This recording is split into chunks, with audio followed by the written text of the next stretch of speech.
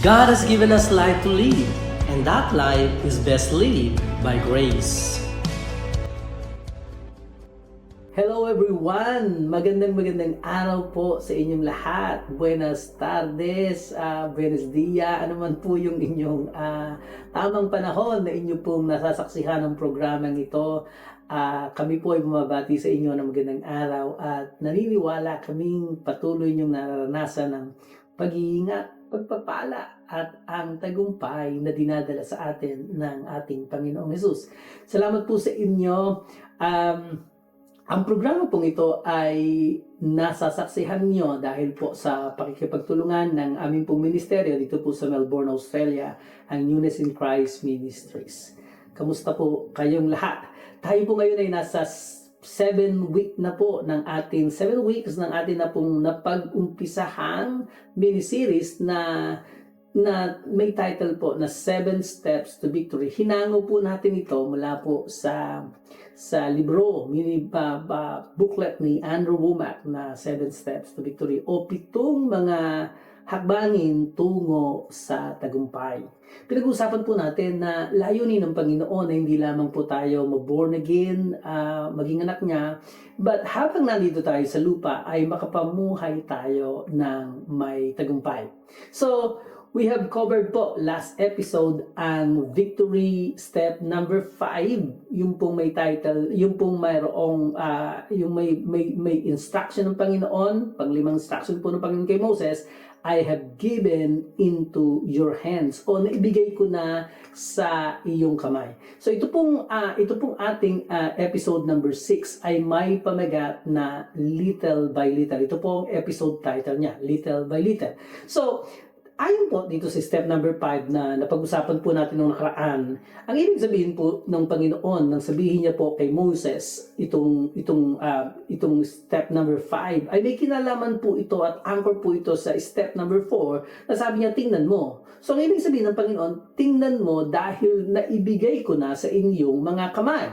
Behold, I have given into your hands. So sinabi po ito ni Lord na naibigay ko na sa iyong mga kamay, referring po ito yung pagkatalo nila kay King Sihon, yet the battle had not even started. Hindi pa po nagsisimula ang laban, sinabi ng Panginoon, tagumpay ka na.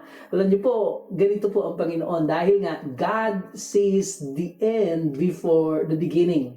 The Lord said to Sihon's defeat had already been accomplished. He was speaking of what was already established in the spiritual realm. Lahat po ng bagay na ito ay naibigay na sa atin in the spiritual realm, sa atin pong born again spirit. And this is the present truth that we already have in our new covenant era. Na tayo po mga born again dahil tayo po ay na napagtagumpayan na ng Panginoon ang battle para po sa atin. All we have to do is rest in His victory. So nanggagaling po tayo sa tagumpay na tinapos ng Panginoong Hesus. Kaya nga po si Apostol Pablo, sabi niya po sa 2 Corinthians chapter 2 verse 14, sinasabi po doon na God always causes us to triumph. Ang Panginoon ang nagiging dahilan, ang Diyos ang nagiging dahilan upang tayo po ay patuloy na magtagumpay. So ang hamon po sa ating mga mananampalataya today ay ang matutunang lumakad sa tagumpay na ito that He has provided for us. The battle has already been won in Christ. The battle against sickness has already been won in Christ. The battle against poverty has already been won in Christ. The battle has been anything po na kinakailangan ninyo ay napagtagumpayan na kay Kristo. It may not be a reality in the physical realm yet, but it is a done deal in the spiritual. It is already inside of every born-again believer. And we just need to release by faith what is already a reality sa atin pong mga espiritu. So pinapaalalahanan po tayo ng Mark chapter 11 verse 24. Therefore I say to you, whatsoever things ye desire when you pray, believe that you receive them and ye shall have them. Believe and then receive. Then you shall have. Ito pong tawag dito ay pananampalataya. Faith does not deny reality. Minsan meron tayong mga issues sa realidad.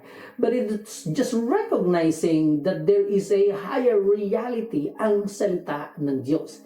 Dito po pumapasok ang imagination. Pinag-asapan po natin ito nung nakaraan. That imagination is our ability to see with our heart what we cannot see with our eyes. It is a vital part of our faith. Alam niyo po, ang Hebrew word equivalent po dito, na ginamit po dito sa salitang ito, ay equivalent din po sa salitang meditation. And biblical meditation means allowing God's word to create a picture in our hearts, na hinahayaan nating salita ng Diyos ay nakakapagpinta ng mga larawan sa ating pong puso. And faith, which involves imagination, comes from the heart and is not complete with just knowledge.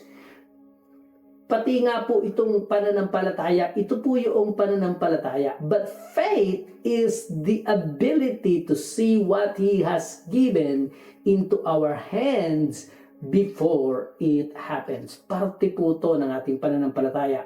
So instead, sabi po natin nakaraan, of imagining defeat, failure, sickness, let us begin to imagine God's faithfulness, promises fulfilled na nangyayari po sa ating buhay, and His victory manifested at nararanasan natin araw-araw. So, before Israel could possess the victory, Moses had to behold it na nangyari na pong nagtagumpay na sila. Before we can experience God's promises outwardly sa ating pong buhay, we must first see them inwardly sa pamamagitan ng pananampalataya. So, marami na po akong nasabi tungkol sa pinag-aralan natin last week. Now, let us go directly to victory step number 6. Begin to possess it. Sabi po noon ay pasimulan mo na itong taglayin o kunin. Alam niyo po, after God told Moses in Deuteronomy chapter 2 verse 24, I have given into your hands Sihon, He immediately added another instruction. Begin to possess it. Pasimulan mo itong hawakan, pasimulan mo itong taglayin, makamtan. Yun po ang ibig sabihin ng Panginoon. And this reveals to us an important truth about our Christian life.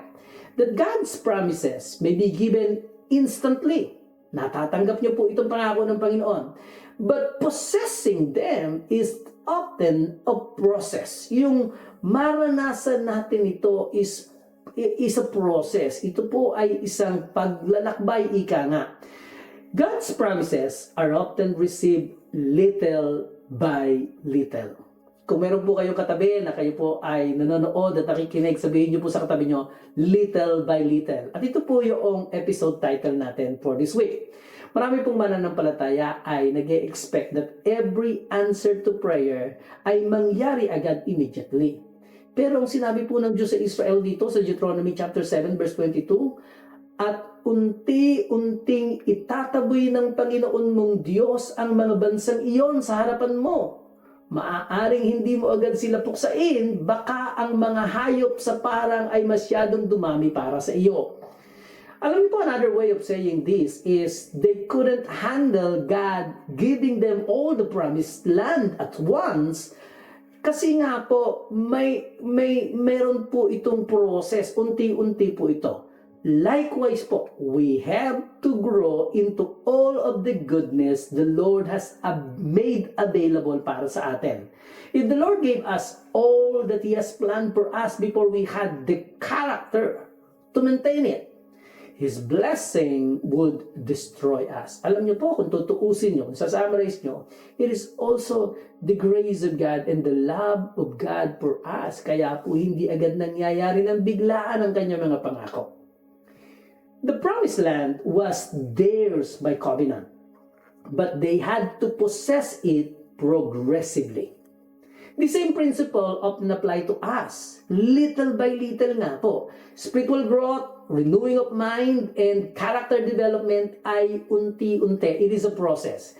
God is usually more interested in developing us than simply delivering something to us. Gusto niya po yun na bigyan tayo ng mga pangailangan natin. But He is more interested in developing us ang ating pong character. Faith continues even when results are not yet visible. Kahit po hindi pa nakikita ng ating mata ang resultang inaantay natin, ang pananampalatayang ito'y patuloy na nanghahawakan, patuloy na umaasa at patuloy na nakakakita. Magpatuloy po tayo sa ating pananampalataya kahit hindi pa natin nakikita ang resulta. Alam niyo po isang dahilan kung bakit maraming believers po ang nagiging discouraged is because they expect immediate manifestation. When the answer is not visible right away, they assume nothing happened. Hindi po, yet ang pananampalataya po ay nag-ooperate ng differently. Sabi po ni Jesus sa Mark chapter 11 verse 24, pinag-usapan na po natin ito nakaraan, believe that you receive them and ye shall have them. Di po ba? Na pansinin natin na first maniwala, then possess, then makita mo. Faith does not quit because circumstances have not changed yet. Faith remains confident because God's word has not changed. Ito po yung saligan ng ating pananampalataya. Ang pangako at salita ng Diyos na kailanman ay hindi nagbabago. Isa pa po na importanteng principle, delays are not always denials. One of the most encouraging truths in this lesson is that God's timing is often an expression of His love. Ang Israel po could not handle the entire land at once. If God had removed all the enemies immediately, kasi sabi ng Panginoon, unti-unti niyang aalisin yung mga kalaban, if the Lord will remove all the enemies para po sa Israel immediately, ang laki po ng lupang pangako para sa kanilang kasalukuyang sitwasyon. Hindi nila to kayang okupahan lahat. Dadami ang mababangis na hayop sa Israel, and Israel would not have been able to manage their inheritance. Alam niyo po, pag kakaunti lang kayo sa lupa, malaking lupa, mas marami pong babangis na hayop. At baka ito ang sumira sa inyo. And Israel po, hindi pa nila kayang kunin lahat o i-manage ang lahat ng inheritance na ibinigay ng Panginoon. Alam niyo po, napakalaki ng pamana ng Diyos sa atin. Kailangan nating lumago sa ating character upang unti-unti natin itong i-possess at ma-enjoy sa ating buhay. God gave them only what they were prepared to steward. Ang binibigay lang ng Panginoon hanggang saan yung kaya nating pangalagaan. And the same thing is true para po sa ating mga mananampalataya. The Lord won't give us things that we are not ready to handle or that will destroy us. Kung tingnan niyo po, kung hindi ka pa sanay humawak ng malaking pera, small time ka pa lang at nag-uumpisa at wala pong masama dito, and then bigla kang nagkaroon ng 100 million dahil probably tumaya ka sa loto, tumama ka. Alam niyo po, sisirain kayo nito kasi hindi kayo naihanda para dito. Ganon din po kapag basta ka na lang dahil sa sikat ka, pumasok ka sa politika, hindi ka ready dito, sisirain ka nito. Sometimes, what appears to be a delay is actually God's preparation. Isa pa pong principle na pwede nating makuha dito is God is more interested in making us usable than merely using us. Gusto natin minsan paggamit sa Panginoon. Many times, ang panalangin po natin ay, Lord, use me. Lord, promote me. Lord, expand my ministry. Lord, increase my influence. But God often works first on character, humility, faithfulness, wisdom, and dependence upon Him. Alam niyo po, si Haring David, bago po siya makoronahan, he learned faithfulness in the wilderness. Si Joseph po, bago niya maging ruler siya ng Egypt, he endured years of preparation. I believe 13 years ang preparation niya. Before the disciples ministered powerfully, they spent years learning sa ating Panginoong Jesus. Alam niyo po, God's preparation is never a wasted time. Let me say that again. preparation time is never a wasted time. This truth also address wealth sa atin pong mga buhay, wealth and prosperity, because prosperity requires spiritual maturity. Sabi ko nga po kanina, many people think financial prosperity would solve all their problems, but without maturity, it can create new problems po. Pride, self-reliance, greed, loss of dependence sa Panginoon. Alam niyo po, ang Israel had to cross the river, enter enemy territory, fight battles, take cities, and continue advancing. Possession required action and persistence. Ganon din po tayo mga mananampalataya. Kailangan po natin magpatuloy na pagtiwalaan ang mga pangako ng Diyos. Continue speaking God's word. Continue walking in obedience and refusing any discouragement na makakaharap natin. Tandaan niyo po, victory is not always instant, but it is certain when we continue to follow the Lord's leading sa ating buhay. Kami po ay nagpapaalam, hanggang dito na lang po ang ating episode na may pamagat na Little by Little. I hope meron po kayong natutunan. Benjamin Tatlong Hari po, life is best lived by grace. Shalom!